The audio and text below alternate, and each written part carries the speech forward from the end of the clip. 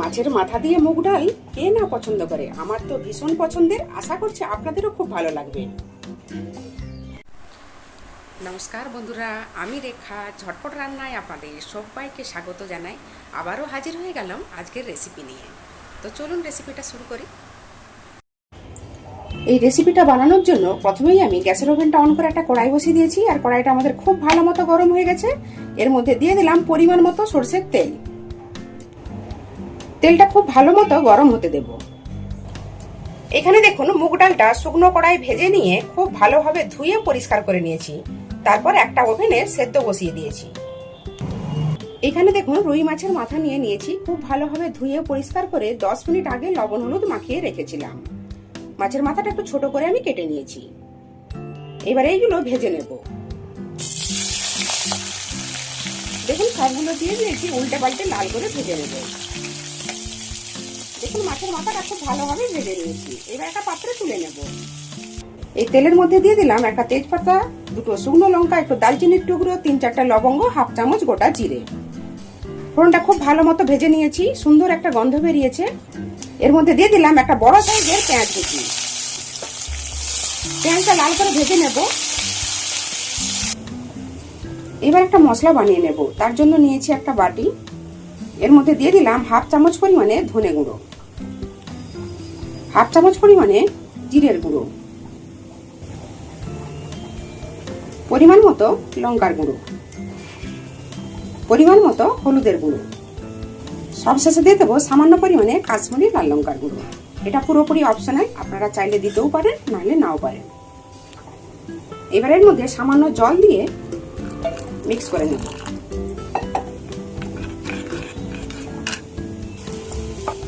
পেঁয়াজটা আমাদের খুব ভালো মতো ভাজা হয়ে গেছে।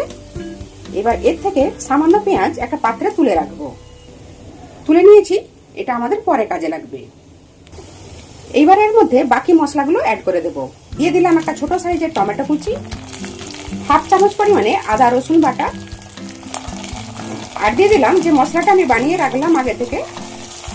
মশলার বাটিটা ধুয়ে সামান্য পরিমাণে জল দিয়ে দিলাম, পরিমাণ মতো লবণ দিয়ে দিলাম। এইবার সবকিছু মশলা খুব ভালোভাবে কষিয়ে নেব। এখানে দেখুন ডালটা আমাদের খুব ভালো মতো সেদ্ধ হয়ে গেছে। ডাল সেদ্ধর মধ্যে আমি লবণ দিয়েছিলাম।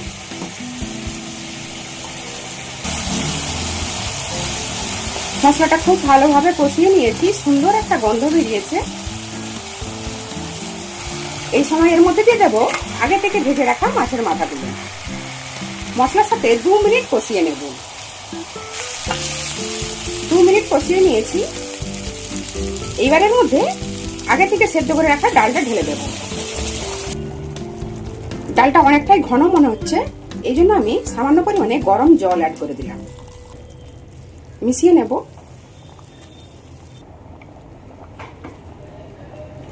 দেখুন পরিমাণ মতো জলটা দিয়ে দিয়েছি।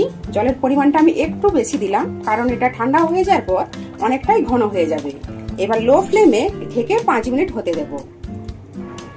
5 মিনিট আমাদের হয়ে গেছে।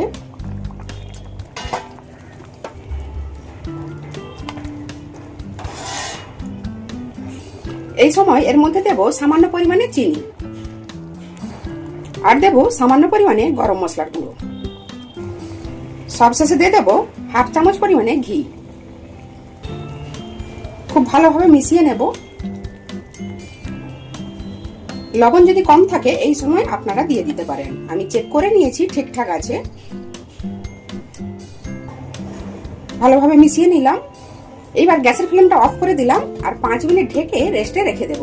তারপর আপনাদের সার্ভ করে দেখাচ্ছি। মাছের মাথা দিয়ে মুগের ডাল আমাদের একদম রেডি হয়ে গেছে সার্ভ করার জন্য। এইবার ওপর থেকে দিয়ে দেব আমি যে সামান্য বেরেস্তা তুলে রেখেছিলাম, দিয়ে দিলাম। আর দিয়ে দেব সামান্য পরিমাণে ধনেপাতা কুচি। এটা আমি গার্নিশের জন্য দিলাম, আপনারা থাকলে দেবেন, না হলে কোনো প্রয়োজন নেই। আশা করছি আজকের এই রেসিপি আপনাদের খুব ভালো লেগেছে। ভালো লাগলে প্লিজ একটা লাইক দিয়ে চ্যানেলটা সাবস্ক্রাইব করার অনুরোধ রইল। আজ তাহলে এই পর্যন্ত থাক, আবার হাজির হয়ে যাব নতুন কোনো রেসিপি নিয়ে। ততক্ষণ সবাই খুব ভালো থাকবেন, সুস্থ থাকবেন, সাবধানে থাকবেন। ভিডিওটা দেখার জন্য আপনাদের সবাইকে অসংখ্য ধন্যবাদ।